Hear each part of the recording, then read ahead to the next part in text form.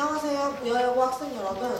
저는 오늘 제12회 아고라 토론 기조연설을 맡은 아고라 운영부 차장 임채원입니다. 이번 아고라 토론은 평소와 다르게 좀 다르게 진행될 예정인데요.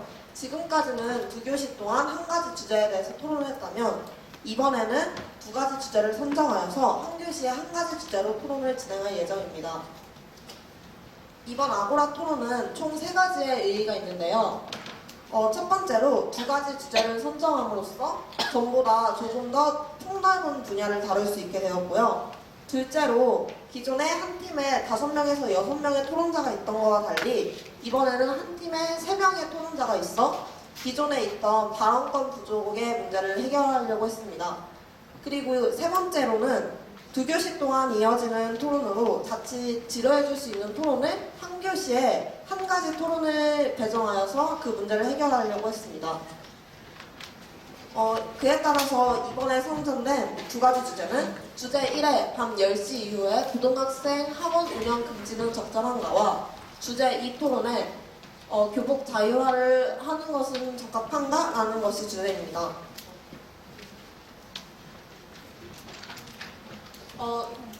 주제 1의 심야 교습 규제는 현재 법률이 아니고 조례로 결정되어 있는데요. 그렇기 때문에 지역에 따라서 이 법이 적용되는 게 살짝씩 다릅니다. 화면에 보이는 것처럼 서울에서는 10시 이후에 심야 교습을 규제하고 있고 경기도도 마찬가지입니다. 하지만 충남은 학교에 따라서 각각 다른데요. 고등학생은 12시까지의 심야 교습을 허락하고 그 후에는 금지하고 있습니다. 하지만 이번 토론에서는 고등학생만을 기준으로 생각할 것이며 10시 이후에 심야 교습을 다룰 예정입니다. 근데 이게 이미 적용된 법인데도 불구하고 심야 교습 규제에 대한 의견은 각각 학생들의 건강 휴식권과 또 학생들의 교육받을 권리와 학원의 영어권을 근거로 여전히 팽팽한 상태입니다. 2009년 10월에는 해당 조례에 대한 헌법재판소의 재판이 있었고 지금도 끊임없이 이 주제에 대한 토론이 진행되고 있습니다. 그만큼 이슈가 되고 있는 주제니 오늘 주의 깊게 들어주시기 바랍니다. 두 번째로는 교복 자율화에 대해서 다루고 있는데요. 표에 보이는 것처럼 이렇게 1886년에 최초의 교복이 제정되었고 한복식 교복이 이어지다가 양복이 교복이 되고 그 다음에 일제강점기 시대 때는 일본식 교복이 되었습니다. 그런데 이때 1983년 제5공화국 시기에는 전두환 대통령 시기죠. 그때는 신입생부터 교복 자율화가 실시되었습니다. 그런데 1985년부터는 교복과 자유복을 모두 허용하는 방침으로 바뀌면서 점점 교복의 비중이 늘어났고 1991년에는 74%, 1993년에는 83%의 학교가 교복을 채택하고 있었고 지금은 아시다시피 거의 모든 학교가 교복을 채택하고 있습니다. 여러분 근데 혹시 응팔 보셨나요? 네. 지금 응팔을 보면은 의문점이 드는 장면이 있는데요. 덕선이가 다니는 쌍문여고의 교복이 없고 사복을 입고 모두 등교를 하고 있는 것을 알 수 있습니다. 이것이 바로 교복 자율화인데요.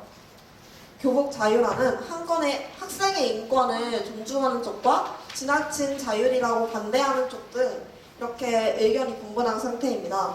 오늘 아고라 토론에서는 이를 다룰 예정입니다. 이상으로 기조연설을 마치겠습니다. 감사합니다.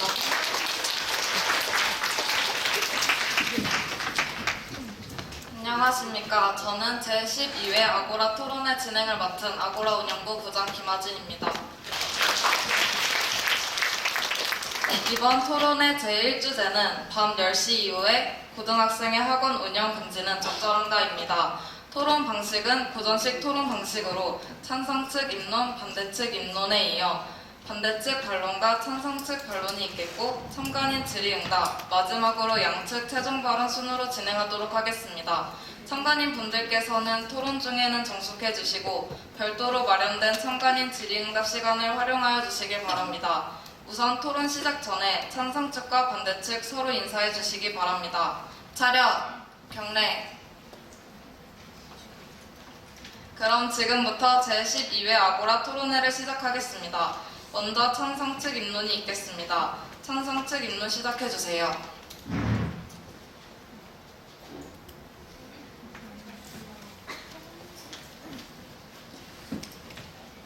안녕하십니까. 저는 밤 10시 이후에 고등학생의 학원 운영 금지는 적절한가에 찬성 측 윤정원입니다. 지난 2018년 아동 청소년 2,156명을 대상으로 한 한국청소년정책연구원이 조사한 결과 일반 등록고 자율고 학생은 5시간 27분, 특성화고 학생은 6시간 11분이었으며 이는 미국 국립수면재단이 권고한 청소년 수면시간 8.5시간에서 9.2시간에 비해 현저히 부족한 시간임이 밝혀졌습니다. 조사에 참여한 52.8%의 아동 청소년이 평소에 잠이 부족하다고 응답하며 이와 같은 수면 시간에 대해 충분함을 느끼지 못하는 것으로 나타났습니다. 청소년으로만 국한한 경우 이와 같은 현상은 보다 심각하였습니다. 질병관리본부의 조사에 따르면 중고등학생의 전체 26.3%만이 평소에 충분한 수면을 취하고 있다고 응답하였으며 이러한 수치는 학년이 높아질수록 낮아졌습니다. 학생들에게 충분한 수면을 취하지 못하는 이유를 야간 자율학습, 학원 및 과외, 숙제 및 인터넷 강의, 게임, 채팅 및 문자 메시지, 성인물 이용, 드라마, 영화 신청 및 음악 청취 중에서 중요한 순서대로 3가지를 선택하게 한 결과 학습과 관련된 학원 및 과외, 숙제 및 인터넷, 야간 자율학습 순으로 선택하는 비율이 높았습니다. 통계 결과에서 알 수 있듯 현재 우리나라 학생들은 충분한 수면을 취하지 못한 채 무리한 학습을 진행하고 있습니다. 이렇듯 충분한 수면을 취하지 않는다면 과연 어떤 일이 발생할까요? 먼저 학생들의 학업 능력을 저하시킵니다. 잠을 자지 않으면 기억을 담당하는 해마에 에너지가 몰리지 않아서 다음날 단순한 기억 능력도 저하된다고 합니다. 즉, 전날 배운 것들을 하나로 엮어서 진짜 내 것으로 만드는 일을 할 수 없다는 것입니다. 더욱 심각한 일은 밤을 새워 학원에서 공부한 학생들이 수면 부족으로 인해 무엇보다 중요한 학교 수업 시간에 제대로 집중을 하지 못하고 잠을 잔다는 사실입니다. 첫째, 학생들의 건강을 해칩니다. 수면 부족은 당뇨병, 고혈압, 심혈관 질환을 비롯한 합병증을 발생시키고 식욕을 증가시켜 비만을 야기할 수 있습니다. 또한 학생들의 흡연과 음주 비율을 높일 수 있습니다. 실제로 일반계 고교생을 기준으로 잠을 5시간 미만 자는 학생의 흡연율은 33%에 달한 반면 8시간 이상 자는 학생의 흡연율은 24%였습니다. 또 두 그룹의 음주율은 각각 48.7%, 36%, 스트레스 인지율은 각각 61.2%, 38.8%로 큰 차이가 났습니다. 충분한 수면은 학업 능력을 형성시키고 건강을 유지하는 데 중요한 역할을 합니다. 잠을 자는 동안 뇌의 해마에서는 주간에 경험한 일들이나 학습한 단기 기억을 장기 기억으로 변화시켜 기억력을 형성시킵니다. 또한 잠을 자는 동안 멜라토닌이라는 호르몬을 분비하여 스트레스에 대한 저항력을 높이고 그 결과 학습할 때 스트레스를 받더라도 뇌가 새로운 정보를 받아들일 수 있는 적절한 상태를 유지할 수 있게 합니다. 많은 전문가들이 멜라토닌이 분비되기 시작하는 시간은 일반적으로 밤 9시부터 11시 사이이기에 청소년들은 최소한 자정 전에는 잠자리에 들 것을 권고했습니다. 또한 숙면에 취할 경우는 수면 중 우리 몸이 회복기를 가져 건강을 유지시킬 수 있다고 합니다. 따라서 밤 10시 이후 학원 운영 금지를 하여 고등학생들의 수면권을 보장하여 질 높은 학습권과 건강권을 보호해 주어야 한다고 생각합니다. 둘째, 이 조례는 고소득층 아이들과 저소득층 아이들의 출발점을 조금이나마 같게 만들어 줄 수 있습니다. 교육청과 통계청에서 조사한 2015년 초중고 사교육비 결과에 의하면 700만 원 이상의 소득의 고소득층 자녀들은 80% 정도가 사교육에 참여한다고 합니다. 하지만 100에서 200만 원 정도의 저소득층 자녀들은 사교육 참여율이 32.1%입니다. 조례를 통해 고소득층 아이들이 10시 이후에 과외나 학원 등의 수업을 제한함으로써 저소득층 아이들과의 격차를 조금이나마 줄이는 것입니다. 물론 고소득층의 학생들은 10시 이후에 불법 과외나 학원 등을 다닐 수 있습니다. 하지만 이는 조례를 더욱 강화시켜 준수할 수 있도록 하는 것이 더욱 중요하다고 생각합니다. 이 그래프를 보시면 범죄는 대부분 밤에 발생한다는 것을 알 수 있습니다. 뿐만 아니라 저녁 시간보다 밤에 일어나는 범죄가 83,910사건으로 저녁 시간보다 5만 건이 더 발생하는 것을 알 수 있습니다. 그렇기 때문에 학생들이 10시 이후에 학원에 다니다 보면 이동을 위해 밤늦게 돌아다니다가 범죄에 휘말릴 수도 있습니다. 이를 대비하기 위해 학생들의 보호를, 치안 방지를 목적으로 경찰들을 투입할 것이고, 그렇게 되면 밤늦게 투입되는 경찰들이 많이 생겨 필요 이상의 인력 자원을 쓰게 됩니다. 뿐만 아니라 학원 인근 교통은 정체되어 움직일 수가 없게 됩니다.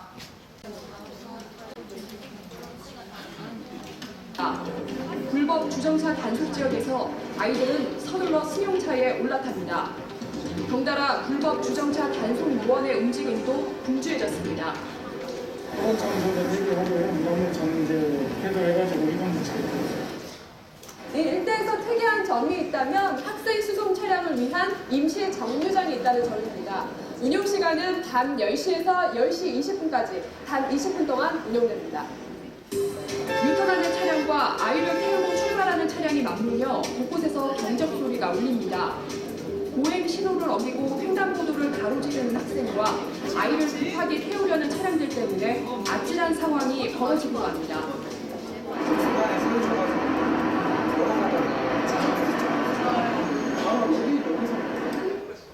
인근 골목길은 마치 주차장을 이 영상 속에서 신호등이 바뀌어 가려고 하는 차에 끼어들어 사고가 날 수도 있는 악질한 상황을 형성하고 학생들은 반대편 학원에 가기 위해 가방을 메고 차도에 뛰어드는 것을 보실 수 있습니다. 이러한 아찔한 상황들은 야근을 하는 회사원, 그 길을 지나는 시민들, 운전자, 차도에 뛰어드는 학생 모두 위험한 상황에 빠뜨릴 수 있습니다. 만약 밤 10시 전에 학원이 끝난다면 학생들이 10시까지 운영되는 지하철이나 버스 같은 대중교통을 이용할 수 있어 교통체증을 줄일 수 있을 것입니다. 이러한 근거들로 저희는 고등학생의 밤 10시 이후 학원 운영 금지 제도에 찬성합니다.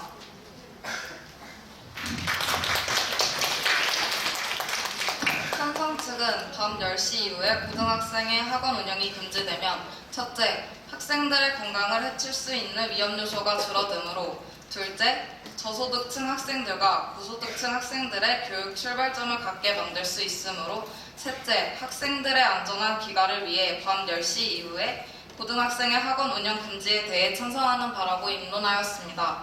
다음은 반대측 입론입니다. 반대측 입론 시작해주세요. 안녕하십니까. 저는 밤 10시 이후에 고등학생의 학원 운영 금지는 적절한가의 반대측 입론을 맡은 1학년 김민지입니다.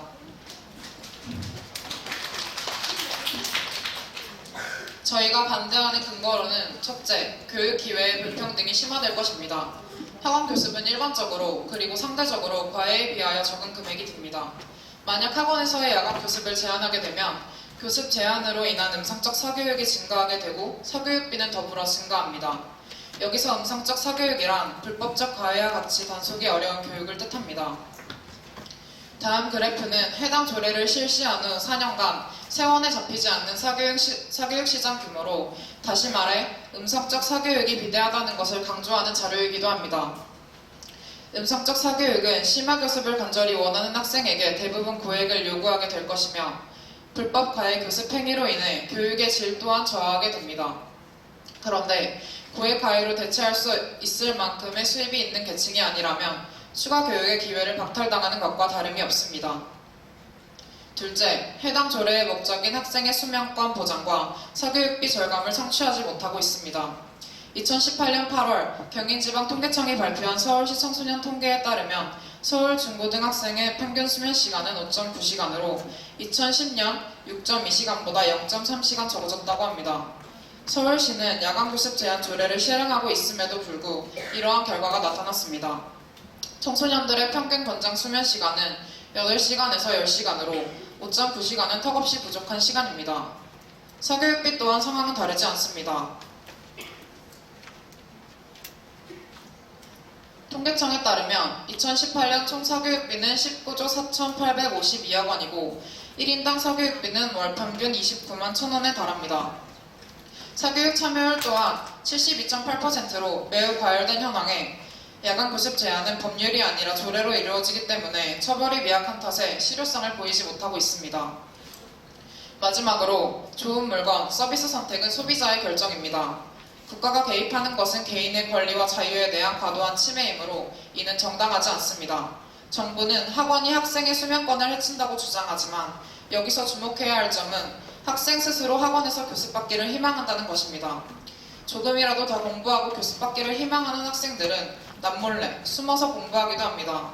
또한 학원의 과도한 교습으로 피해를 본다는 주장에 원인과 결과에 대한 정확하고 공식적인 통계는 존재하지 않는 처사입니다. 한편으로 학부모의 강요로 교습을 받게 되는 경우도 있겠지만 개인과 가정의 문제에 국가가 개입하는 것은 과도한 침해입니다. 학생들 간의 공부 방법과 장단점이 개인마다 다르므로 모든 학생과 학원에 대하여 일괄적으로 제한하는 것은 학원의 도움이 필요한 사람에게는 선택권을 박탈하는 것과 다름이 없습니다. 이러한 근거들로 저희는 밤 10시 이후에 고등학생 학원 운영 금지는 적절한가에 대하여 반대합니다. 감사합니다. 반대 측은 밤 10시 이후에 고등학생의 학원 운영이 금지되지 않는다면 첫째, 음성적 사교육이 늘어나 교육 기회의 불평등이 대래 심화될 것이므로 둘째, 해당 조례는 현재 조례의 목적인 학생의 수면권 안전권 보장과 사교육비 절감을 성취하지 못하고 있으므로 셋째, 모든 학생과 학원에 대해 일괄적으로 제한하는 것은 학원의 도움이 필요한 사람에게는 선택권을 침해하는 것이므로 밤 10시 이후에 고등학생의 학원 운영 금지에 대해 반대하는 바라고 입론하였습니다. 이로써 찬성 측과 반대 측의 입론을 마치겠습니다. 다음은 반론할 차례입니다. 반론을 준비할 수 있는 상의 시간 3분 양측에 드리겠습니다. 3분이 다 되었습니다. 참가인 분들께서는 정숙해 주시기 바랍니다. 이제 참가자분들은 반론할 준비를 해주시기 바랍니다.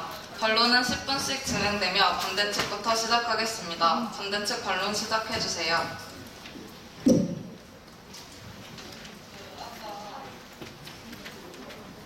아까 불법 과외 단속을 하신다고 하셨는데 이런 불법 과외는 조례를 강화해서 한다고 하셨잖아요. 근데 이런 불법 과외는 대부분 가정에서 이루어지거나 은밀히 몰래 이루어지는데 이런 걸 일일이 다 단속을 하기는 어렵잖아요. 근데 이런 조례 강화를 어떻게 할 건지 궁금합니다.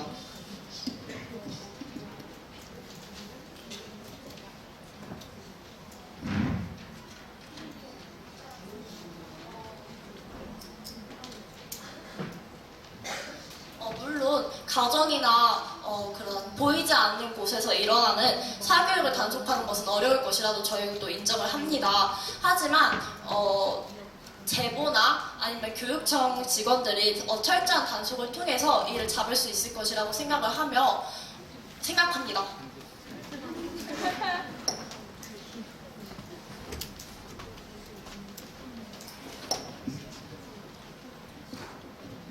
아까 학생 안전권 얘기하실 때요, 그 교통체증 일어날 때요, 경찰 투입하는 게 필요 이상의 인력을 투입하는 거라고 하셨잖아요.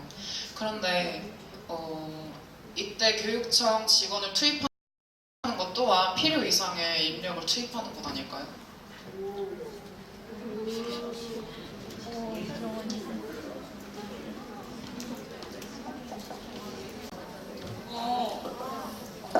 먼저 그 교육청 직원이 그 하는 부서가 있어요. 그걸 단속하는 부서가. 그래서 그 일을 하고 있는 거라고 생각하고 아까 그 교통체증에서 있었던 그런 분들을 필요 이상의 인력이라고 표현한 것. 네, 그래서 그렇게 표현한 것이고요. 네, 그 부서가 교육청에 있어요. 불법 과외를 잡고 그런 음성 사교육을 잡는 그런 곳이 있어서 부서가 있어서 네, 그런 부서가 있습니다.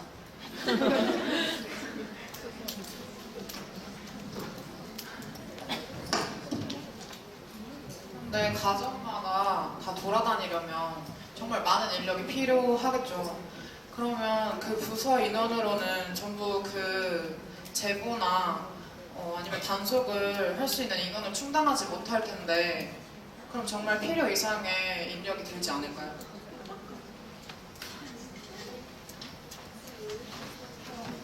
저희가 그 부서 사람들뿐만 아니라 다른 제보들도 받고 그렇게 하겠다고 해서 그 사람들 외에도 이런 시민들의 제보로도 잡을 수 있다고 생각해서 그건 필요 이상의 인력이 아니라고 생각합니다. 가정에서 이루어지는 과외를 어떻게 제보로 단속할 수 있죠? 그냥 손님 취급을 하면서 과외를 하게 되면 사실상 제보도 힘이 없는 거 아닐까요? 근데 이 조례를 통해서 그러니까 그 조례를 통해서 이 교육청 직원들이 이렇게 단속을 하게 되면 그런 것들이 처벌이 강화가 됐다고 생각해서 사람들이 하지 않지 않을까요? 처벌을 가정에 있으면 제보를 할 수 있는 사람이 얼마나 될까요? 가정은 밀폐되어 있는 장소이기도 하고 또 제가 방금 앞서 말했듯이 손님 취급을 하게 되면 사실 과외를 단속하기는 매우 어려울 것이라고 봅니다. 다음 반론 시작해주세요. 아까 수면 시간 학원 및 과외, 숙제, 인터넷, 야자 때문에 수면 시간이 부족하다고 하셨고 근데 학원 교습을 제한한다고 해서 학생 수면 시간이 늘어날지 의문이고 실제로 그 수면 시간이 늘어나지도 않는데 이거에 대해서는 어떻게 생각하시는지 궁금합니다. 저희가 조사한 바로는 서울시가 학생 수가 103만 8,027명이고 초중고생이 경기도 학생 수가 181만 4,697로 전국 비율의 26%를 차지합니다. 근데 아까는 서울시의 수면 시간을 말씀하셨잖아요. 근데 경기도의 수면 시간을 보니까 수면 시간이 늘었고 그리고 사교육비도 좀 미세하게 절감한 걸 확인해 볼 수 있습니다. 그래서 저희는 서울시만을 본 게 아니라 학생 수가 서울시보다 77만 6,070명이나 많은 경기도 학생 수가 더 유리하다고 26% 차지하는 경기도 학생 수가 경기도가 수면 시간이 늘어났기 때문에 이 조례는 전 효과를 봤다고 생각합니다. 저희는 전국 17개 시도를 대상으로 한 질병관리본부에서 청소년 건강 행태 온라인 조사 결과를 참고했는데요. 주중 평균 수면 시간이 고등학교 1학년 학생은 5.8시간, 고등학교 2학년 학생은 5.7시간, 고등학교 3학년 학생은 5.5시간으로 주관적 수면 충족률 또한 충족하지 못하고 있고 매우 낮게 나타나는 것으로 보았습니다. 고등학생의 82.1%가 충분하지 않은 수면을 취하고 있다고 대답을 했고 실제 학생들이 수면 부족의 이유로 학업이라고 답을 했습니다. 그래서 해당 조례의 실효성이 없음을 다시 한번 증명하는 것이 됩니다. 다음 반론 시작해주세요.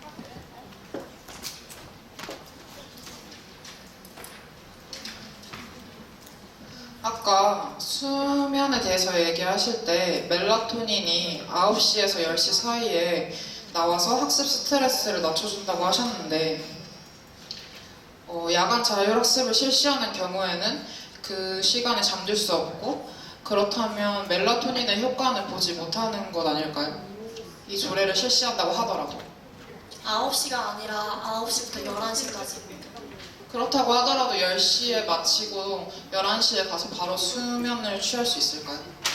6시간의 충분한 공부를 하고 나면은 집에 가서 바로 잠들 수 있지 않을까요? 제 경험상 그리고 제 주변에 있는 친구들이나 아니면 학생들의 보편적인 경험들을 비추어 보아서 야간 자율학습이 끝나고 바로 집에서 수면을 취할 수 있는 경우는 그렇게 많지 않은 것으로 압니다. 이 반론에는 지금 개인차가 들어있는 그런 요소가 있으므로 다시 반론해 주시기 바랍니다. 다른 반론.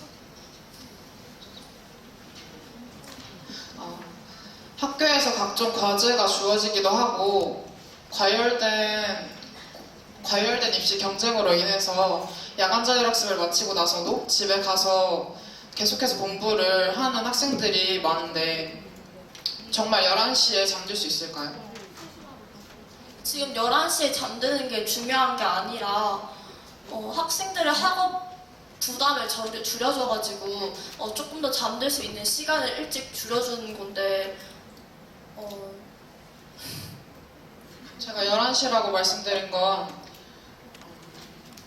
어쨌거나 학원 교습을 제한한다고 하더라도 학업에 대한 경쟁률은 굉장히 강하고 또 매우 과열된 상태이기 때문에 학원 교습 제한 조례가 실효성이 없다는 것을 말씀드리고 싶어서입니다.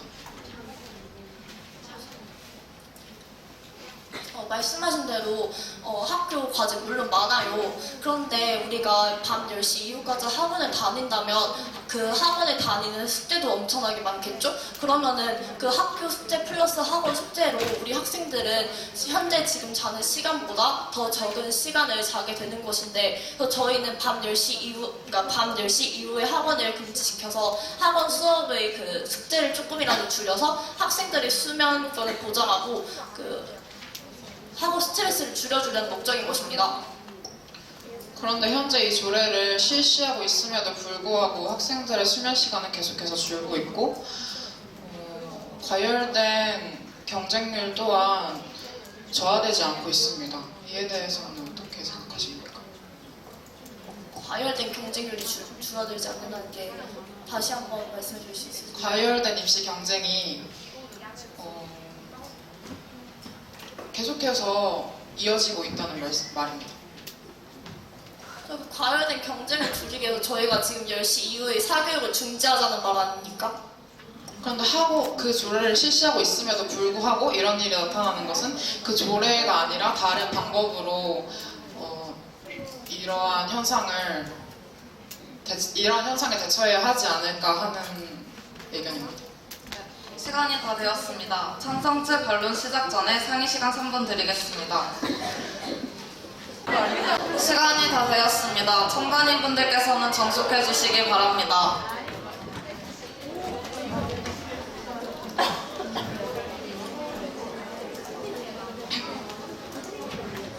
찬성 측 반론 시작해 주세요.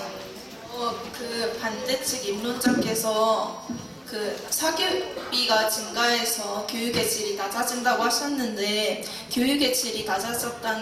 사교육비가 증가했다는 것은 결국 사교육이 늘었다는 것 아닙니까?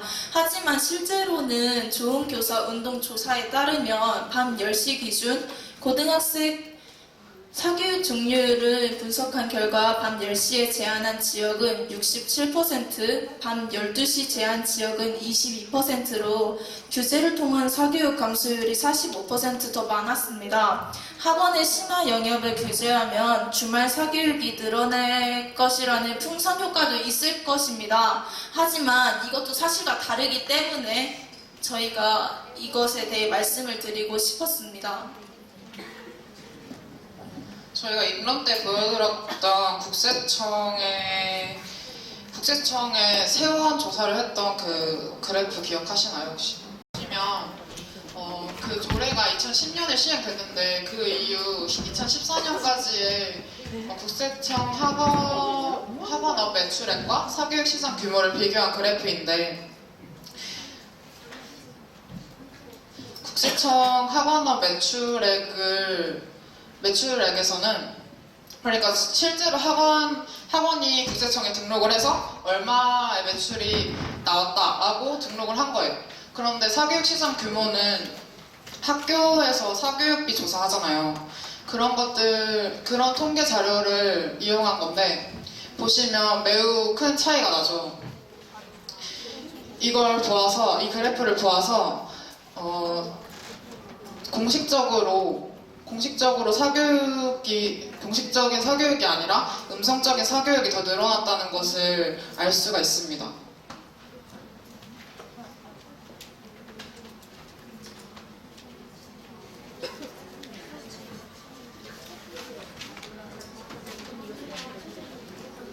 네, 다음 발로 시작해주세요.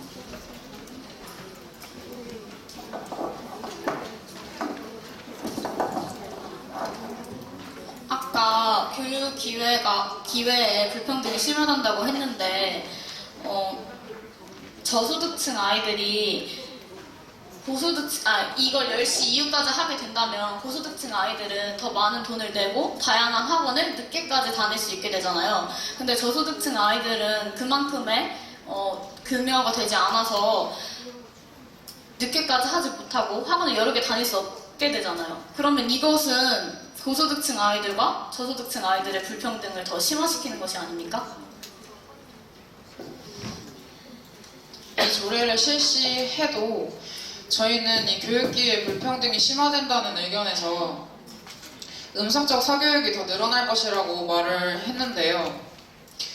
그래서 그러니까 음성적 사교육이니까 심야교습을 원하는 학생들에게 고액을 요구하게 되겠죠. 그러면 불법 과외 교습 행위이기 때문에 교육의 질이 저하된다고 말씀을 드린 거고, 또 고액 과외로 대체할 수 있을 만큼의 수입이 있는 계층에게는 이 조례가 큰 상관이 없겠지만 그렇지 않은 계층에게는 추가 교육의 기회를 박탈당하는 것이라고 말씀을 드린 것입니다. 그래서 교육기회 불평등이라고 말씀을 드린 겁니다. 그렇기 때문에 저희가 10시 이후에 10시 이후에 학원에 가는 것을 금지하는 것을 해야 된다는 거 아닙니까? 금지했을 때 일어날 수 있는 현상을 제가 말씀드릴게요.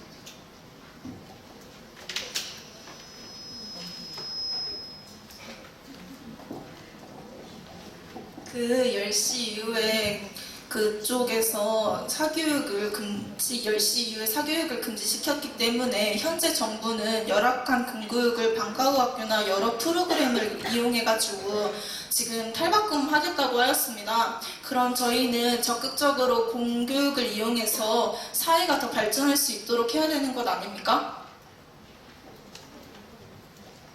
그런데 과연 학생들이 과열된 입시 경쟁 속에서 공교육에만 의존할까요? 더 많이 배우고, 더 많이 알고, 더 많이 올라가야 한다는 생각으로 인해서 사교육을 찾는 것 아닐까요?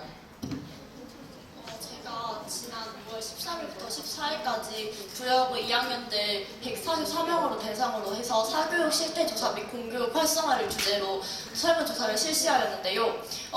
부여고 2학년 중 89.3%가 사교육에 현재 참여를 하고 있다고 밝혔어요. 그래서 제가 그 질문에 그렇다면 학교에서 학생들이 원하는 그 요구에 맞춘 수업 혹은 방과학교를 실시할 경우 사교육을 그만둘 의향이 있습니까? 라고 질문을 한 결과 73.8%의 학생들이 사교육을 그만두고 공교육에 집중을 할 수 있겠다, 사교육을 그만두겠다라는 응답을 하였습니다.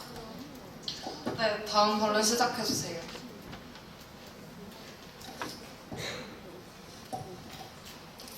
아까 그 학원에 다니는 것은 학생들의 자유이지 국가에서는 개입할 의무가 없다라고 말씀하시는데 사실 맞습니까? 그렇게 주장하시는 게 맞습니까?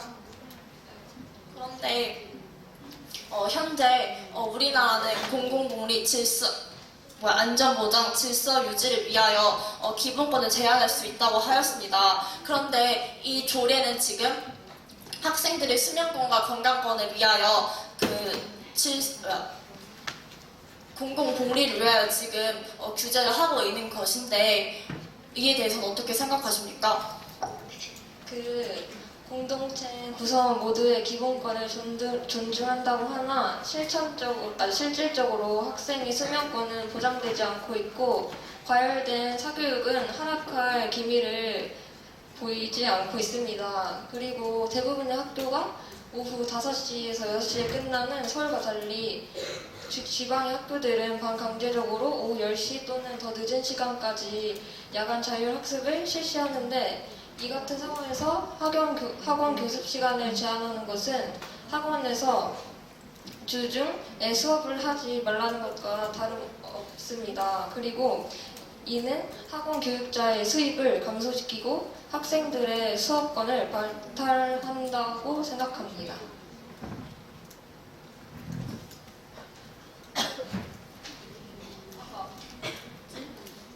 그런 사교육이 과열된 입시 경쟁 때문에 그런 줄을 기미가 보이지 않는다고 했는데 그랬기 때문에 더 조례를 실시해야 되는 거 아닙니까? 그런데 제가 이 조례를 실시했을 때 교육 기회 불평등이 심화될 것이라는 그 이렇게 발생할 수 있는 영향들에 대해서 말씀을 드렸습니다. 근데 심각한 수면 부족 문제랑 공부 격차 문제를 공공님이 질서 유지 때문에 이 10시까지로 규정을 하는 것이 기본권과 선택권을 보장하는 것이 아니라 학교 교육의 정상화와 학생들의 수면 시간 및 휴식 시간 확보를 위해서 하는 것인데 그것이 기본권을 침해하는 것입니까? 우선 이 조례가 수면권 보장에 대해서는 효과가 없다는 것이 통계 자료로 아까 저희가 앞서 말씀을 드렸고 우리나라의 사교육 시장이 지나치게 비대한 것은 부인할 수 없는 사실입니다. 하지만 이러한 현상이 일어난 이유는 공교육이 대학 입시에 필요한 모든 것을 해결해 줄 수 없기 때문입니다. 그 대표적인 예가 논술학원입니다. 대학 입시에서 큰 비중을 차지한 논술 교육은 거의 대부분 학원에서 이루어집니다. 사교육 시장에 대한 제재는 필요한 것이 맞습니다.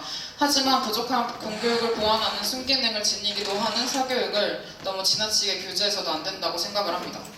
근데 저희가 조사한 바로는 학생들한테 학원에 왜 다니냐고 조사를 했는데 학습 보충을 위해서를 답한 사람은 30%, 학교 교과 과목을 위해서는 16%, 그리고 부모님의 강요가 54%가 나왔는데 그럼 이것은 자유권을 침해하는 부분이 아닙니까?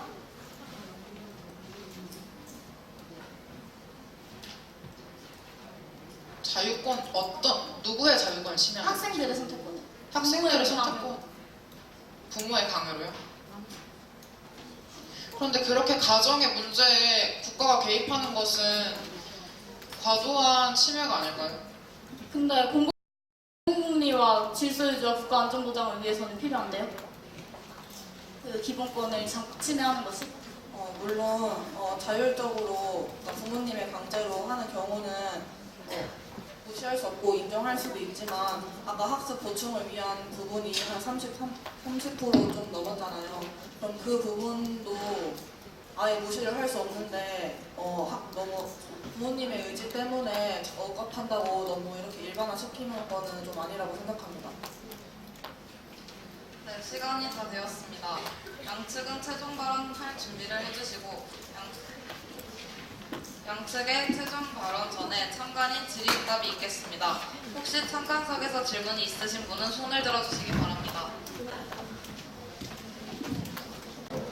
네, 아까 상승 측께서 고소득층하고 저소득층의 차이를 메꿔준다고 하셨는데 고소득층은 이미 높은, 그러니까 질 좋은 환경에서 공부를 하고 있을 거 아니에요.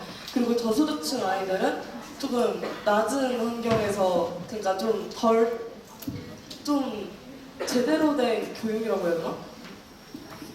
좀 질 낮은 환경에서 배우고 있을 거 아니에요? 그러면은 어차피 이거를 필시를 해도 딱히 이게 어떠한 차이를 메꿔줄 수는 없다고 생각을 합니다. 저희는 이거를 통해서 조금이나마 그들의 격차를 줄이기 위해서 이 조례가 필요하다고 생각을 하시는 겁니다. 물론 완전히 그 격차가 줄어들 수는 없겠지만 이 조례를 긍정적으로 활용하였을 경우 그게 좋은 방향으로 이끌어 나갈 수 있을 것이라 생각합니다. 감사합니다.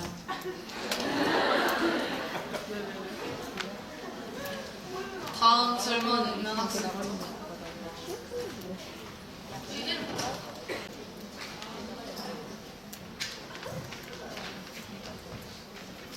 그 반대쪽 의견에 반대측에 제가 질문을 드리고 싶은데 여기 반론을 보다 보니까 찬성 측에서 경찰이 필요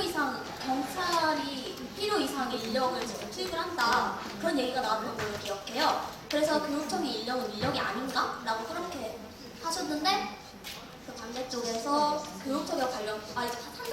찬성 쪽에서 교육청에 관련 부서가 있다고 답하셨어요. 그래서 부서 인원만으로 충당이 불가능할 텐데 그거를 충원할 시에 그것도 필요 인력이 아니냐라는 얘기를 하셨는데 교육청하고 경찰은 엄연히 다르다고 생각을 해요. 경찰은 이제 그 일뿐만 아니라 다른 치안도 관련을 해야 하는 인력이고 교육청은 그 음성 사교육 그것만을 잡는 것을 따로 만들어진 거잖아요. 그래서 이 둘을 공기관이라는 이유만으로 같다고 하는 게 과연 맞는 건가에 대해서 질문을 드리고 싶습니다. 제가 그 부분에 대해서는 말씀드리고 싶은 부분이 뭐냐면 음성적 사교육이 대부분 과외잖아요. 과외죠.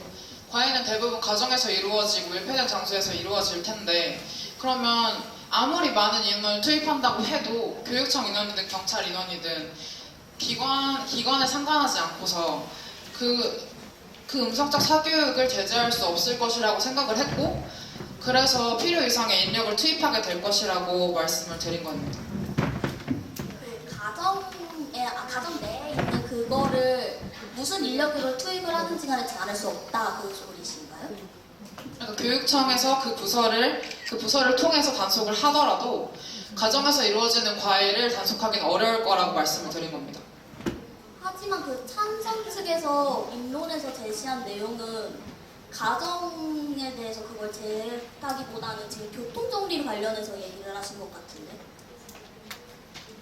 아니요, 저 찬성 측에서는 그러한 음성적 사교육에 대해서 조례를 강화시키거나 아니면 교육청 직원을 투입해서 단속을 한다고 의견 제시를 했습니다. 맞나요? 아니, 아까 저희가 반론에서 질문 드렸을 때 어떻게 조례를 강화할 것이고 어떻게 그 음성적 사교육을 잡을 것인가에 대해서 답변을 그렇게 해주신 걸로 알고 있는데. 네.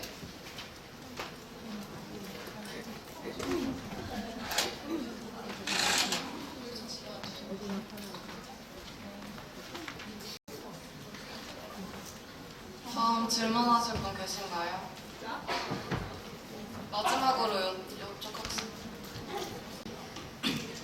아까 찬성 측에서 고소득층 아이들과 저소득층 아이들의 차이를 좁힌다고 말씀을 하셨는데 10시 이후에 사교육을 금지하는 것에 대해서 찬성인데 이 입장을 내놓으셨다는 건 결국 고소득층 아이들의 그 교육받는 것을 이게 제한한다는 거잖아요. 그렇다면 고소득층 아이들이 저소득층 아이들을 위해 교육을 덜 받아야 한다는 말씀이신지 궁금합니다.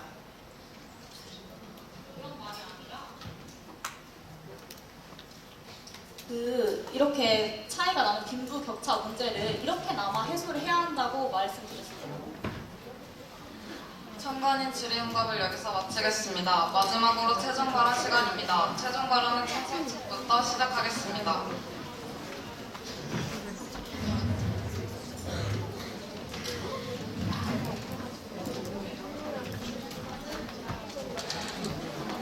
마지막으로 고등학생의 밤 10시 이후 학원 운영 금지 제도에 찬성합니다. 이 제도를 시행할 시 학생들의 수면권과 건강권을 보장하여 질 높은 공부를 할 수 있도록 도울 수 있습니다. 수면 부족은 학생들의 학업 능력을 저하시킵니다.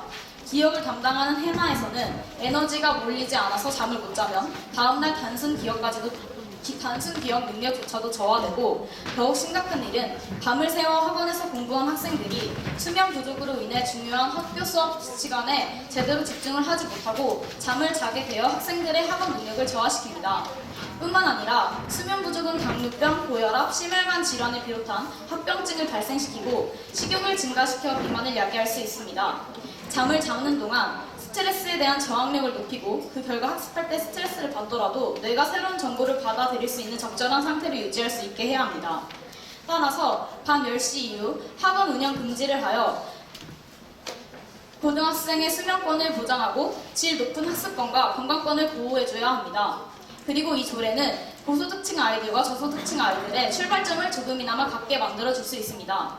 조례를 통해 고소득층 학생이 10시 이후에 과외나 학원 등의 수업을 제한함으로써 고소득층 아이들과 저소득층 아이들의 격차를 조금이나마 줄이는 것입니다. 마지막으로 학생들이 10시 이후에 학원에 다니다 보면 이동을 위해 밤늦게 돌아다니다가 범죄에 휘말릴 수 있습니다. 뿐만 아니라 학원 인근 교통은 정체되어 움직일 수 없게 됩니다. 만약 밤 10시 이전에 학원이 끝난다면 학생들이 10시까지 운영되는 지하철이나 버스 같은 대중교통을 이용할 수 있어 교통체증을 줄일 수 있습니다. 또한 교습 자체를 금지하는 것이 아닌 일정 시간대에 금지하는 것으로 교육 방송이나 독서실을 규제하지 않는 것이므로 교육권 침해가 아닙니다. 따라서 저는 학생들의 수면권과 건강권의 보장과 학업 성취도의 문제, 빈부격차 문제 해결, 시민의 안전과 치안 문제, 교통정체 문제를 근거하여 고등학생의 밤 10시 이후 학원 운영 금지 제도에 찬성합니다.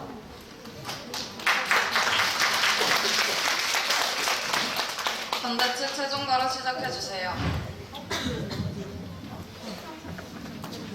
저는 반대측 최종 변론을 맡은 정찬희입니다. 이번 논제에 대한 저희의 의견을 정리하겠습니다. 첫째, 교육 기회 불평등이 심화될 것입니다. 만약 학원에서 야간 교습을 제한하게 되면 교습 제한으로 인한 음성적 사교육이 증가하게 되고 그에 따른 사교육비는 더불어 증가할 것입니다.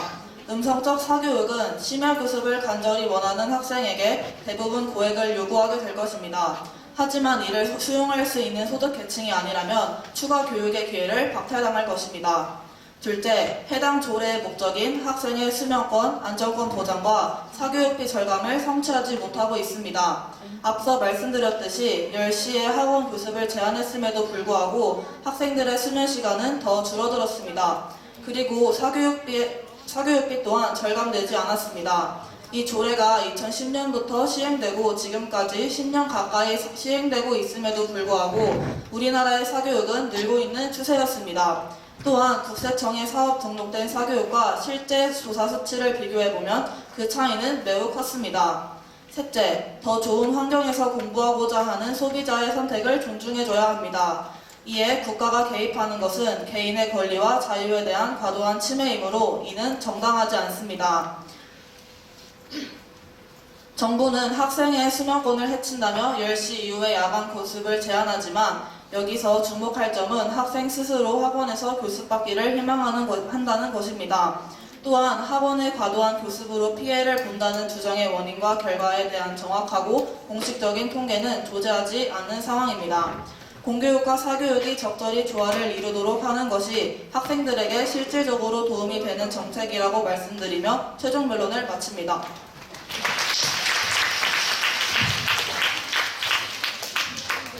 이상으로 제12회 아고라 토론회 제1주제인 밤 10시 이후에 고등학생의 학원 운영 금지는 적절한가를 마치겠습니다. 5분 쉬고 5분 뒤에 4시 56분에 제2주제로 아고라 토론을 진행하겠습니다. 56분까지 모두 강당으로 착석해 주시기 바랍니다. 제1토론회 방식과 같은 방식으로 진행될 것이며 참관인 분들께서는 토론 중에는 종숙해 주시고 별도로 마련된 참관인 질의응답 시간을 활용하여 주시기 바랍니다.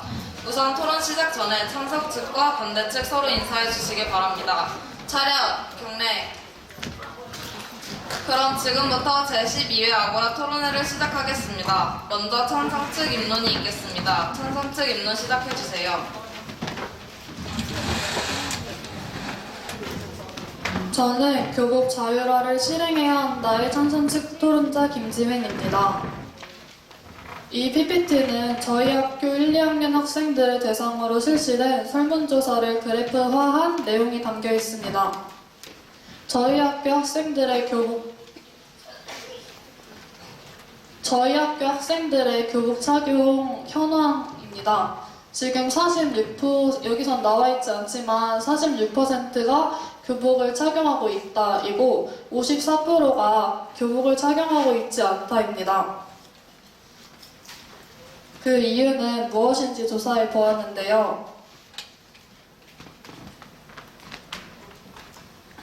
교복을 입는 이유론 49%는 규칙을 지키기 위해, 29%는 마땅히 입을 게 없어서, 19%는 단정해서라는 이유로 교복을 입는다고 합니다. 다음으로 학생들이 교복을 안 입는 이유를 그래프화했습니다. 69%는 불편해서, 16%는 사이즈가 맞지 않아서, 9%는 자신의 개성을 드러낼 수 있어서로 응답을 해주었습니다. 더 나아가 학생들이 생각한 교복의 문제점 및 보완점입니다. 지금 보시면 디자인 및 크기가 36%, 가격이 34%, 그리고 옷개수, 축소, 재질 이런 문제점이 있습니다. 여기까지 우리 학교 1, 2학년 학생들의 현재 교복에 대한 인식으로 저는 여기서 더 나아가 교복 자율화를 찬성합니다. 그 근거로는 첫째로 교복은 실용적이지 못하다는 것입니다. 활동성에서 보았을 때 여학생의 교복의 경우 상의에 불필요한 라인이 들어가 있거나 타이트해서 활동하기에 매우 불편합니다. 하복 상의는 안에 반팔이나 민소매를 꼭 입어야 될 정도로 얇고 비치며 통풍도 잘 되지 않습니다.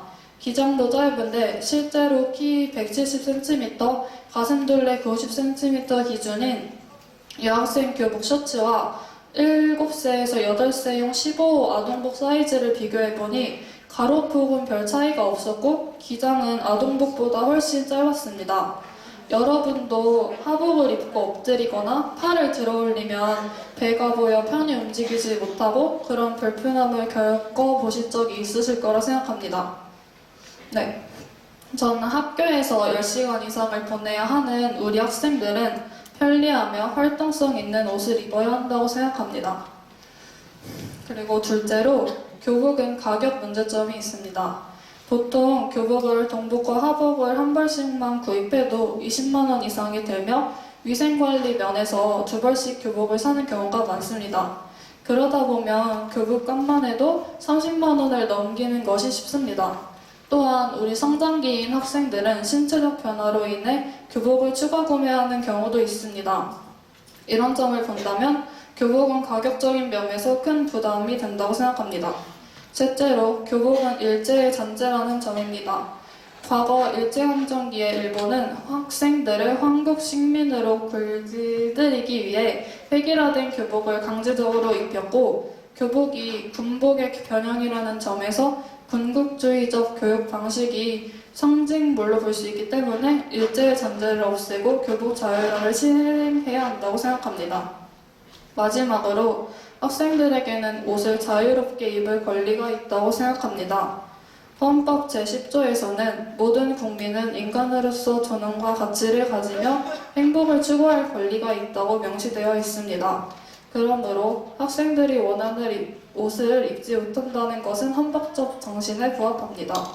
학생들에겐 자신의 개성을 표현할 권리가 있고 이를 존중해야 한다고 생각합니다. 이러한 근거로 저는 교복 자율화를 찬성합니다.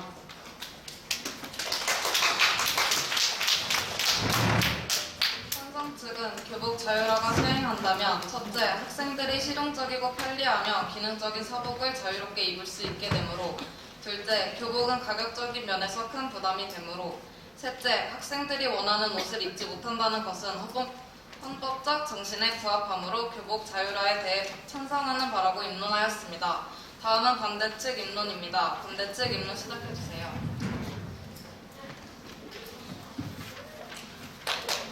안녕하십니까. 이번 토론 주제 교복 자율화 시행이 적절한가의 반대측 토론자 1학년 유진아입니다. 저는 아래의 3가지 근거를 들어 교복 자율화 시행에 반대합니다. 첫 번째, 교복이 빈부격차의 심화를 완화시킬 수 있습니다. 먼저 교복 자율화가 시행된 학교의 모습을 가정해봅시다. 학생들은 평소 자신이 입고 싶었던 옷들을 입고 학교에 올 것입니다. 반짝이고 화려한 새 옷부터 값비싼 액세서리, 더 나아가 명품을 입고 오는 학생도 있을 것입니다. 반면에 누군가는 매일 입는 똑같은 옷, 가지지 못한 액세서리 등 비교적 초라한 모습일 수 있습니다. 학교 생활을 하면서 옷차림이 큰 영향을 미치지는 않는다지만 어떤 학생은 다른 친구들과 비교되는 자신의 모습에 상대적 박탈감을 느낄 수 있습니다. 아무것도 아닌 옷차림 때문에 누군가의 마음에 큰 상처가 될 수 있는 것입니다. 이렇게 옷차림으로 학생 가정의 경제 수준이 드러난다면 학생 간의 빈부격차가 심화되는 것입니다. 학교는 미성숙한 학생들이 성장하는 따뜻한 배움터입니다. 그런 곳에서 빈부격차라는 문제로 마음에 상처를 입는 친구들이 생긴다면 그건 너무 가혹할 것입니다. 자신과는 다른 친구를 이해하고 배려하며 도와주는 모습이 바람직하지 않을까요? 그러므로 저희는 학생들이 똑같은 교복을 입음으로써 겉모습으로 사람을 판단할 수 없는 학교가 되어야 한다고 생각합니다. 두 번째, 학생 신원 파악에 용이합니다. 혹시 교장실 문에 붙어있는 종이 보신 적 있으십니까? 그 내용은 이렇습니다. 학교가 위험할 때 보호 대상 학생 순위 공고. 1순위, 교복과 명찰을 입고 찬 학생. 2순위, 교복이나 명찰 중 하나가 없는 학생. 3순위, 교복과 명찰이 없는 학생. 이 안내문을 얼핏 보면 교복을 말끔하게 입지 않은 학생을 차별한다는 느낌을 받을 수도 있습니다. 하지만 이 안내문이 전하고자 하는 바는 그것이 아닙니다. 안내문의 본질적인 내용은 교복을 갖춰 입지 않으면 학생으로 구별하기 어려워 사건 발생 시 원활한 대처에 어려움이 있으니 항상 교복을 갖춰 입으라는 내용입니다. 사례를 하나 들어보겠습니다. 2014년 세월호 사건 때 뻘에서 가방 하나가 발견되었는데 그 속에 명찰이 붙어있는 교복 와이셔츠가 들어있었습니다. 예상하신 대로 이 교복은 단원고등학교의 교복이었습니다. 그리고 그 가방 주변에서는 부패된 시신이 있었습니다. 가방의 주인은 주변에 있던 시신으로 밝혀졌습니다. 이는 가방에 있던 소지품 중 명찰과 와이셔츠를 통해 신원 파악이 비교적 쉬워 학생의 시신이 가족의 품으로 돌아갈 수 있었던 것입니다. 그렇기에 저희는 교복이 학생의 신원 파악에 도움을 준다는 명백한 근거로서 충분하다고 생각합니다. 마지막으로 교복은 사복에 비해 경제적입니다. 저희 학교 1, 2학년을 대상으로 설문조사를 한 결과 교복 자율화에 대해 부정적으로 생각하는 학생들 중 교복이 사복보다 경제적이기 때문이라고 응한 학생이 34.4%로 가장 많았습니다. 먼저 동복의 경우 와이셔츠, 조끼, 하의, 외투까지 한 벌 가격은 204,000원, 그리고 하복의 경우 와이셔츠와 하의까지 한 벌의 가격은 84,000원입니다. 그럼 동복 한 벌과 하복 한 벌을 합친 가격은 288,000원입니다. 이 가격은 결코 비싼 게 아닙니다. 왜냐하면 이는 처음 교복을 살 때만 지불하는 금액으로 3년 동안의 옷값인 것을 생각해야 하기 때문입니다. 사복은 자신이 입고 싶은 옷을 마음껏 입을 수 있겠지만 한 번 산 옷을 3년 동안 입기는 어렵습니다. 설문조사 결과 한 번 산 옷을 1년 이하로 입는다고 은한 학생이 57.6%를 차지하였습니다. 그렇기에 한 번 구매하는 비용은 사복이 더 저렴할지 몰라도 3년 동안 입을 것을 생각하면 교복이 훨씬 경제적이라고 할 수 있습니다. 물론 교복이 작아지거나 잃어버린다면 다시 사야 하겠지만 그 점은 사복 착용도 가지고 있는 단점입니다. 그리고 반가운 소식은 올해부터 충청남도의 고교 신입생은 동복과 하복 한 벌이 무료로 지원된다는 것입니다. 추가로 구매하지 않는다면 100% 무료이고 셔츠나 조끼, 하의를 추가한다면 그 값만 지불하여 3년 동안 입을 수 있는 것입니다. 때문에 저희는 교복이 사복보다 더욱 경제적임을 주장합니다. 따라서 저희는 교복이 빈부격차의 심화를 완화하고 학생 신원 파악이 용이하며 경제적으로 유리하다는 점을 근거로 내세워 교복 자율화에 대하여 반대합니다. 이상으로 입론을 마치겠습니다. 감사합니다. 반대 측은 교복 자율화가 시행되지 않는다면 첫째, 사복 착용의 빈부격차 심화를 완화하므로 둘째, 학생 신원 파악이 용이하므로 셋째, 3년 내내 입을 교복을 생각한다면 사복보다 교복이 더 경제적이므로 교복 자율화에 대해 반대하는 바라고 입론하였습니다. 이로써 찬성 측과 반대 측의 입론을 마치겠습니다. 다음은 반론할 차례입니다. 반론을 준비할 수 있는 상의 시간 2분 양측에 드리겠습니다. 2분이 다 되었습니다. 참관인 분들께서는 정숙해 주시기 바랍니다.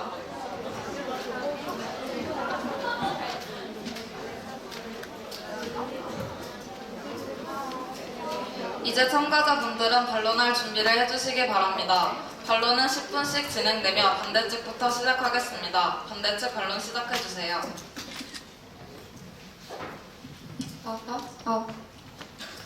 아까 첫 번째 근거로 실용적이지 않다, 불편하다라고 말씀을 하셨는데 이것은 교복 자체의 문제가 아닌 교복의 디자인적인 문제이기 때문에 교복을 편하게 수정을 하면 해결할 수 있다고 생각합니다.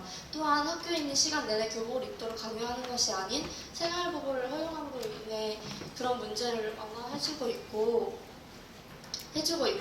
소수는 교복이 예쁘고 단정하기 때문에 입는다고 말을 했기 때문에 이렇게 예쁘고 단정하기 때문에 입는다고 아까 찬성 측에서 자료조사 시 그렇게 응답을 했으므로 그 이유 때문에 교복을 폐지해야 한다는 것은 조금 부적절하다고 생각을 합니다.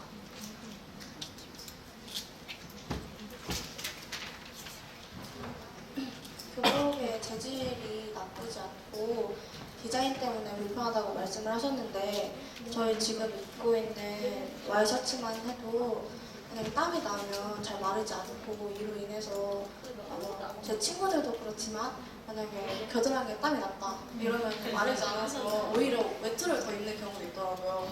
이러한 교복 문제 때문에 사복을 입는 친구들도 꽤 많이 봤고요. 그래서 이게 디자인만의 문제는 아니라고 생각합니다.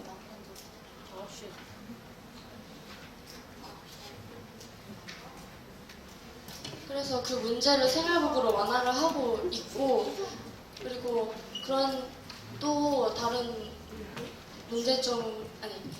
그런 문제를 생활복으로 완화를 하고 있고 그리고 일산의 한 고등학교에서는 교복을 안 입는 날을 지정을 하여 그런 학생들 불편함을 해소하고 불만을 완화해 줄 수 있는 방안을 내세웠습니다.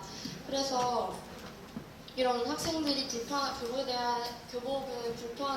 교복에 대해서 가지고 있는 불편함을 완화하고 해결할 수 있는 방안을 내세워 줘야 하지 그것 때문에 교복을 없애야 한다는 아니라고 생각을 합니다. 네, 일단은 저희 학교에서 저도 지금 생활복을 입고 있긴 한데 제가 또 생활복에 약간 불편한 점을 찾았어요. 그만큼 정말 얘가 엄청 얇아서 안에 사실 너무 더운 날에는 속옷을 우리가 하나만 착용하고 싶은 날이 있는데 그때는 비치기 때문에 억지로 몇 개씩 겹쳐 입어야 하는 그런 불편함도 있기 때문에 생활복을 통해서 교복의 문제점을 완화할 수 있다는 그런 의견은 조금 부적절한 것 같기도 하고요. 그리고 다른 학교에서 교복을 안 입는 날을 제정을 해서 그날만 안 입는 날을 그 학생들이 안 입게 되면 안 입는 날에 그 편안함이 학생들이 너무 좋아서 다른 날에도 그냥 규칙을 어기고 입고 오지 않는 경우도 꽤나 생길 수 있다고 생각하는 바입니다. 네, 다음 반론 시작해주세요.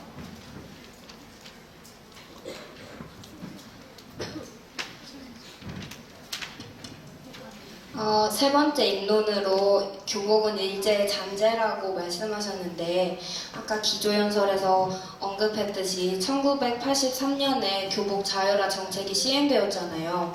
그때 일제의 잔재라는 그 교복의 의미를 청산함으로써 이미 한번 노력을 했다는 점을 말씀드리고 싶습니다. 저희 여고 같은 경우에 제가 어디서 봤는데 저희 친구들끼리 대화에서도 일어나고 저도 그런 얘기를 들어봤기 때문에 이제 얘기하는 건데 이제 시내를 돌아다니거나 아니면은 이런 곳을 돌아다니다 보면 저희 교복 옛날 교복이라는 얘기를 들을 때가 있었어요. 이런 이야기를 통해서 일제의 그 잔재가 그리고 우리 교복이라는 정의 이게 일제 강점기에 생겨난 거잖아요. 그래서 이게 사라지는 것은 아니라고 생각합니다.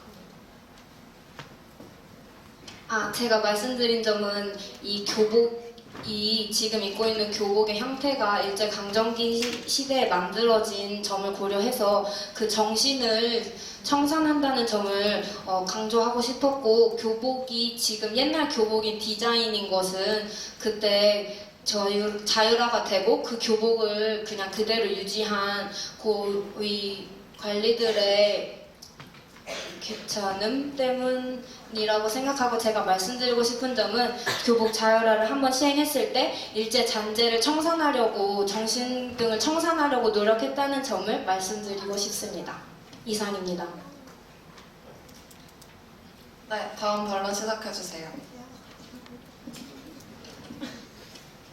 인론 때 네 번째 근거로 인권과 행복 추구권을 언급하셨는데 이 의미가 교복이 학생들의 개성을 억압한다는 의미가 맞습니까? 맞습니다. 그럼 개성이란 다른 사람이나 개체와 구별되는 고유한 특성인데 이는 개성이 교복뿐만 아니라 다른 요소들로 보여질 수 있는 것이라고 생각합니다. 또한 현재 저희 2학년이 배우고 있는 언어와 매체 교과서에 실린 김창남의 대중문화의 이해에 따르면 요즘 청소년들을 보면 거의 비슷한 외모와 비슷한 스타일로 꾸미고 거기에 비슷한 상품을 들고 다니며 그들은 당당히 개성을 내세운다라는 내용이 쓰여져 있는데요. 이는 사복을 입어도 개인의 개성을 추구할 수 없다는 근거가 될 것 같습니다. 이에 대해 어떻게 생각하십니까?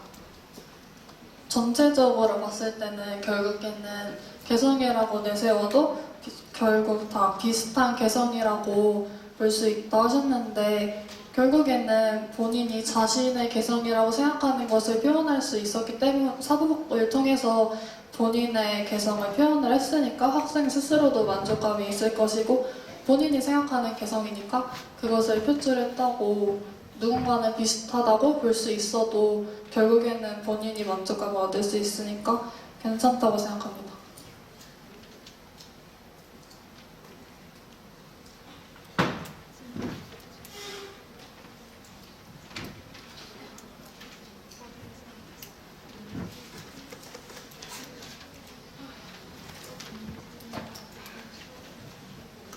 개성 관련 부분에 대한 질문 제가 인정을 하도록 하겠습니다. 네, 다음 반론 시작해주세요. 아까 가격 얘기를 아까 두 번째 근거로 가격 말씀을 하셨는데요. 이제 아까 저희 인론에서도 말했다시피 현재 이번 신입생들은 무료로 교복을 지원해주고 있고 그리고 저희가 학생들을 대상으로 설문 조사를 한 결과 사복을 한번 구입했을 시에 1년 이하로 사복을 입는다고 답한 학생이 많았어요. 그 말은 결국 교복을 입지 않았을 시 학교를 다니면서 입어야 하고 새로 사야 할 사복의 양이 늘어난다는 것이고 그 말은 결국에 옷차림에 들어가는 지출이 늘어난다고 할 수 있는데 그럼 교복보다 사복에 들어가는 경제적 비용이 더 많은 것 아닐까요?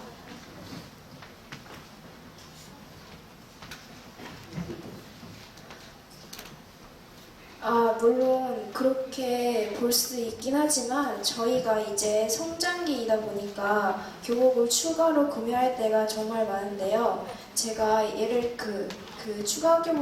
추가로 교복 구매하기 위해서 저번에 교복집을 간 적이 있었는데 기본적으로 와이셔츠든 바지든 뭐든 하나에 한 5만 원 이상이 넘길래 저는 구매를 사실 포기하고 그냥 사복으로 대체하던가 아니면 평상복으로 대체하려고 한 경험이 있습니다. 따라서 이 교복 자체 추가 구매를 하면은 이게 추가 교복 구매가 이게 무상한 교복 지원이 되지 않기 때문에 이 추가 교복 구매가 나름 사복의 구매만큼 소비자의 부담을 더 늘려서 부담감을 좀 높일 수 있지 않을까 합니다. 지금 추가적으로 지출해야 하는 교복 값에 대해서 말씀하시고 계신 거잖아요. 그러면은 저희가 교복 값이 대충 28만 원 정도니까 1학년들이 받는 지원을 제외하면 또 28만 원 가량의 그런 지출이 새로 발생한다라는 거잖아요. 근데 제가 계산을 한번 해봤습니다. 봄, 여름, 가을, 겨울 한 벌씩만 사고 옷 위아래 상의 합쳐서 2만 원에서 3만 원 정도 든다라고 가정했을 때 1년에 4벌을 사면 약 25만 원에서 30만 원 정도가 듭니다. 거기에 플러스 외투나 여러 가지 부가적인 것까지 하면 더 올라가겠죠. 하지만 저희 설문조사 결과에도 나왔듯이 한 번 옷을 샀을 때 1년 이하로 입는 경우가 많고 1년에 새로 사는 사복의 양이 개인차는 있겠지만 결코 적지만은 않을 것이기 때문에 교복이 더 경제적이라고 다시 한번 말씀드리는 바입니다. 네, 시간이 다 되었습니다. 찬성측 반론 시작 전에 상의 시간 2분 드리겠습니다. 시간이 다 되었습니다. 참가인 분들께서는 정숙해 주시기 바랍니다. 참가인 분들께서는 정숙해 주시기 바랍니다. 찬성측 반론 시작해 주세요.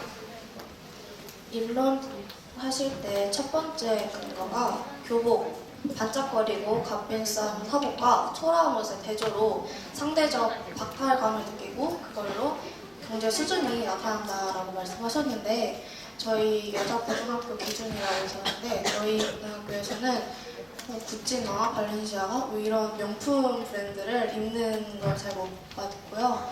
그리고 저 같은 경우에도 5,000원짜리 티를 한 장 입고 며칠 등교할 때도 있고 그런데 이로 인해서 상대적 박탈감을 느낀다는 것은 적절하지 않는 표현이라고 생각하는데 어떻게 생각하십니까? 일단 저희 학교를 기준으로 삼아서 말씀하신 부분에 대해서는 인정을 하도록 하겠습니다. 하지만 이 옷 위아래 상의가 몸의 면적에서 가장 큰 부분을 차지하고 있고 그 옷차림이 눈에 보이는 것들 중에서 크게 좌우를 하고 있잖아요. 그래서 그 부분은 사람의 인상이나 분위기를 쉽게 좌우하기 때문에 교복을 입음으로 인해서 그런 것을 약간 이렇게 이렇게 좀 줄여주고 그 학생 개인의 그런 모습들을 더 쉽게 볼 수 있도록 해주는 역할을 하지 않나 하고 그런 의미의 빈부 격차를 말씀을 드렸던 겁니다. 일론에서. 근데 저희 학교라는 것이 10시간 이상 저희 학교에서 있잖아요. 그래서 이로 인해서 땀도 많이 나고 그로 인해서 많이 불편할 텐데 과연 고등학교 학생들이 땀나고 막 이럴 때 명품을 입고 와가지고 친구들에게 자랑하고 자기를 뽐내려고 그걸 입고 있을까요? 그 부분은 아까 전에 여러 가지 저희가 말씀을 드린 부분에 관련된 게 있기 때문에 답변은 여기까지만 하겠습니다. 네, 다음 반론 시작해 주세요. 네, 아까 인론의 세 번째 주장에서 이제 교복이 경제적으로 유리한데 그 중에서 이제 올해 입학한 신입생들한테는 무상 교복 지원 그게 실시되고 있는데 만약에 이제 충남에서 저희가 조사한 결과 무상 교복 지원에 들어가는 예산이 799억이 들어간다고 합니다. 하지만 이 799억 원을 교복을 무상 지원하는 그 제도 대신에 또 더 필요한 재정이 더 필요한 그런 사업에 투자하는 것이 어찌 보면은 학교의 발전에 더 유리할 수 있다고 생각하는데 어떠신지?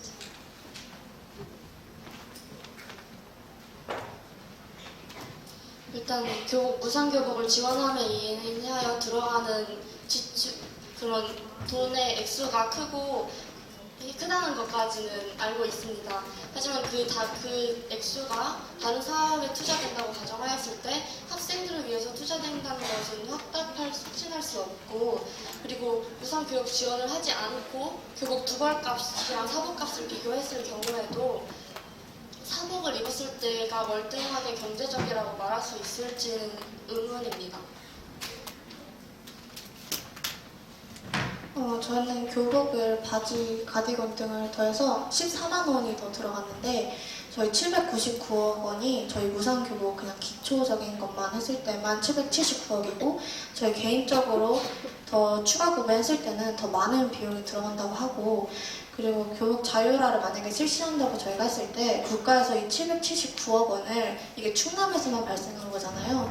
그래서 전국에서 일어나는 이제 무상 교복 지원금을 만약에 진짜 지원해준다고 확답을 해주면 그걸 이제 바탕으로 깔고 교육 자율화를 하면 이런 건 생기지 않을 거라고 생각합니다.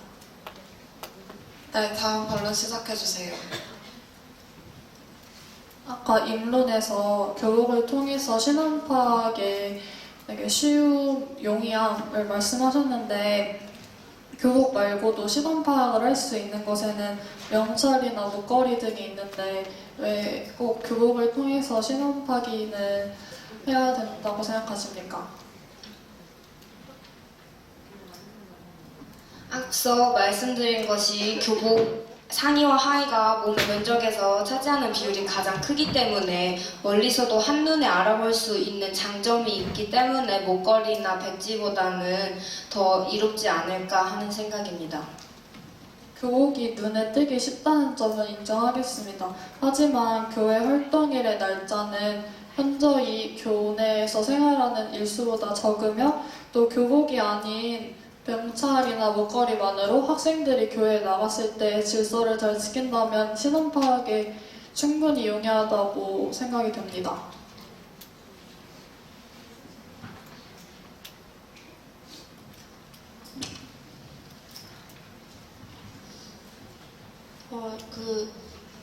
교복이 아니더라도 다른 것으로 충분히 신원을 파악할 수 있다는 점은 틀린 점은 아닙니다. 하지만 그 교복이라는 것 자체가 학생이 신원이라는 게 눈에 보이는 그런 것만이 아니라 개개인이 가지고 있는 한 인격체의 모습을 부각시키고 인격체에서 교복이 학교라는 공간 안에서 학생의 그 이미지를 부여하고 그런 일종의 형식적인 부분으로서 작용을 한다고 다시 한번 말씀을 드리고 싶습니다. 네, 알겠습니다. 또 질문하고 싶은 점이 있는데 저희가 교복을 통해서 그 학교 학생이다라고 생각할 수 있는데 만약에 충남의 경우 같은 교복의 학교가 여럿 있기 때문에 이런 것에 대해서 어떻게 생각하십니까?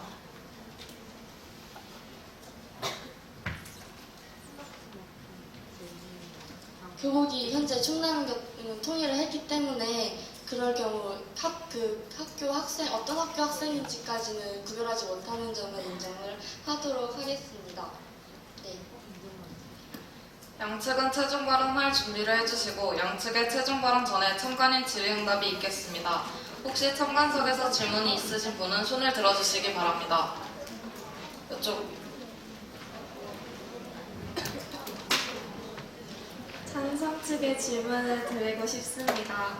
사복으로 자신의 개성을 나타낼 수 있다고 했는데 이제 학생들이 교복 입는 것을 보면은 치마를 줄인다거나 교복을 이렇게 수선해서 입는 경우도 많은데 이런 부분은 어떻게 생각하는지 궁금합니다.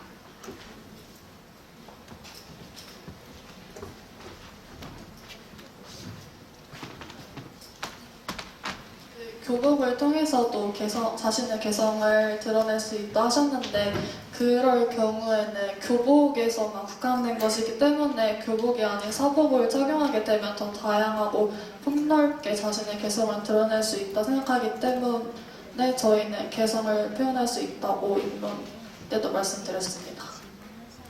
다음 여쭈.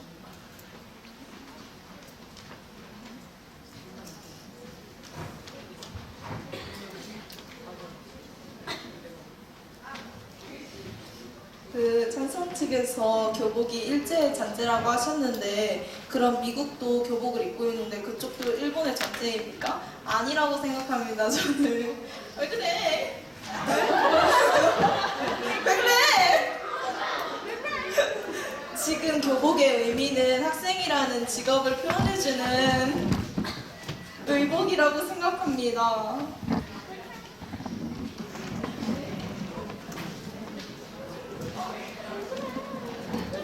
네, 일단은 이번에 잔재라는 점은 저희가 원래 한국에서도 성균관에서 이미 교복 제도를 실시하고 있었어요. 하지만 그 일제강점기에 들면서 일본이 자신들의 군국주의를 그 교복에다가 집어넣고 학생들에게 강제적으로 그런 그 통일감을 부각시키기 위해 일부러 교복을 저희 한국과 맞지 않는 그런 서양식 제복의 그런 교복을 입혀놨기 때문에 한국과 정서가 안 맞다고 생각해서 저희는 지금 교복 일제 잔재가 남아있는 문제점을 생각하고요. 또 미국의 경우 요즘은 또 미국도 따로 자율 교복화를 추진하고 있다는 자료를 저희가 보았거든요. 그래서 그런 점은 괜찮다고 생각하고 있습니다. 네, 다음 질문 있으신 분.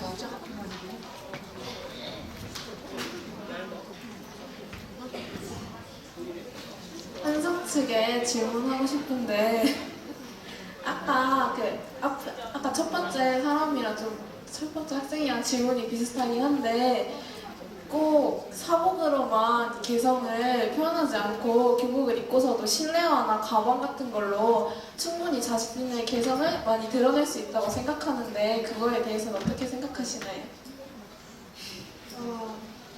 저희 그 교복을 줄인다는 게 어찌 보면 사복을 입지 못해서 교복으로 자신의 개성을 드러내려고 하는 게 아닐까 생각이 듭니다. 네, 꼭 교복을 통해서 자신의 개성을 드러내는 게 아니고 교복을 입고서도 그 찬성 측이 지금 교복이 아닌 사복으로 자신의 개성을 드러낸다는 거잖아요. 근데 사복이 아닌 교복을 입고서도 자신의 실내화나 가방 같은 필기구도 있고 그런 걸로 충분히 자신의 개성을 많이 드러낼 수 있다고 하는데 꼭 교복을 사복으로 바꿀 필요는 없다고 생각합니다.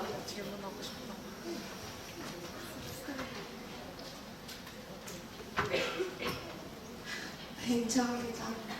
마지막으로 저쪽 끝에 학생.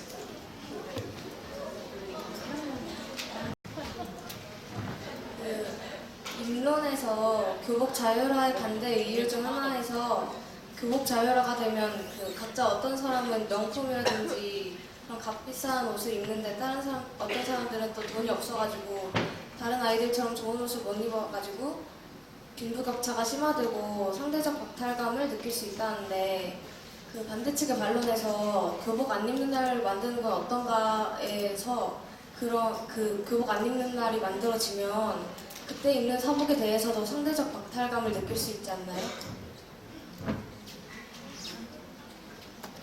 교복 자유로 하는 그 날의 제일 주된 목적은 교복의 실용성이 교복이 많이 불편하니까 편하게 옷을 입고 학교에 오는 날임을 강조하고 싶습니다. 그러니까 그 사복을 입는 그 하루로 인해서 그 하루 동안이라도 그런 빈부의 격차를 느끼고 상대적 박탈감을 느낄 학생들에 대해서는 어떻게 할 거냐는 질문을 하고 계신 건가요? 네. 그러면 그 부분에 대해서는 당연히 학교 측에서는 자유롭게 풀어줬기 때문에 딱히 그런 사복에 대한 제재를 할 수 없어서 물론 말씀하신 것처럼 그런 박탈감을 느끼는 경우가 있긴 있을 거예요.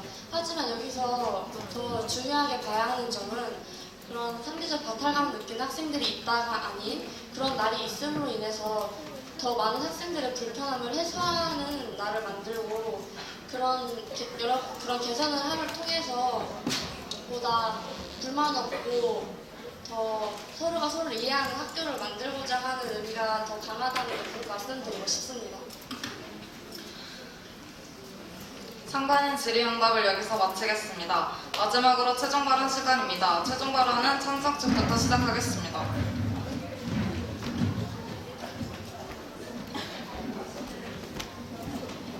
네, 최종 변론 시작하겠습니다. 저희 측은 교복 자율화에 대해 찬성하는 입장을 다시 한번 주장하는 바입니다. 저희 측은 입론에서 말씀드렸다시피 첫 번째, 전체적으로 봤을 때 교복은 실용적이지 못한 편입니다. 특히 활동성에서 보았을 때 여학생의 교복의 경우 불편한 디자인과 재질 등으로 인해 학교에 있는 시간 동안 편히 움직이지 못하는 교복을 입고 있어야만 하는 문제점이 생깁니다. 둘째, 교복의 가격 문제점입니다. 동복과 하복 모두 필요한 만큼 구매하게 되면 많은 돈을 지불하게 됩니다. 게다가 신체적 변화가 생기면 추가로 교복을 구매하는 일이 다수인데 이때 드는 비용이 부담이 들 정도의 비용이 지불되게 됩니다. 셋째, 교복은 일제문화의 잔재입니다. 과거 일제강점기 당시 일본은 학생들에게 군국주의 정신이 담긴 군복을 변경한 소형식 교복을 입혀 교복은 우리나라의 정서와 맞지 않다고 볼 수 있습니다. 마지막으로 학생들에게는 옷을 자유롭게 입을 권리가 있습니다. 헌법에 나와 있는 행복 추구권을 통해 학생들은 자신이 원하는 개성을 표현할 수 있는 옷을 입어야 헌법 정신에 맞다고 생각합니다. 따라서 저희는 교복 자율화를 찬성합니다.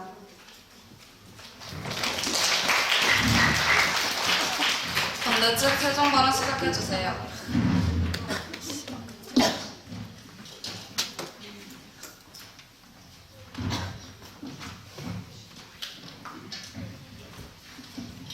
안녕하세요. 교복 폐지, 즉 자율화를 해도 되는가에 반대측 최종 변론을 맡은 2학년 설희입니다. 일단 저희 측에서는 교복의 자율화를 하는 것은 적절하지 않다는 점을 다시 한번 말씀드리며 세 가지의 근거를 들어 다시 마지막 입장을 나타내보도록 하겠습니다. 먼저 교복은 저소득층의 성지적 박탈감, 즉 빈부격차가 심화되는 것을 완화시켜줍니다. 옷차림은 눈에 보이는 것들 중 가장 많은 부분을 차지하며 심지어는 사람의 분위기, 인상까지 좌우하는 요소로 작용합니다. 따라서 빈부의 차이가 확연히 드러나게 된다면 이는 공동체 생활을 하는 학교라는 공간이 지향하는 바람직한 모습과는 거리가 있다고 생각합니다. 둘째, 교복은 학생의 신원 파악에 용이합니다. 굳이 교복이 아니더라도 신원 파악에는 문제가 없겠지만 옷이 차지하는 면적이 넓기 때문에 쉽게 눈에 띈다는 점은 결코 무시할 수 없습니다. 또한 현재 학생을 표현하는 가장 큰 이미지는 이 교복이며 이는 지금까지의 교복을 착용한 시간이 있기 때문에 어쩔 수 없는 부분이라고 생각합니다. 세 번째, 교복은 사복에 비하여 경제적입니다. 물론 교복은 학교를 다니는 기간 동안 입게 되는 옷이기 때문에 한 번 구매할 때 오랜 기간 착용할 수 있습니다. 물론 교복이 작아진다거나 수선을 해야 할 때 드는 비용이 추가적으로 발생하지만 이는 사복 또한 가지고 있는 단점입니다.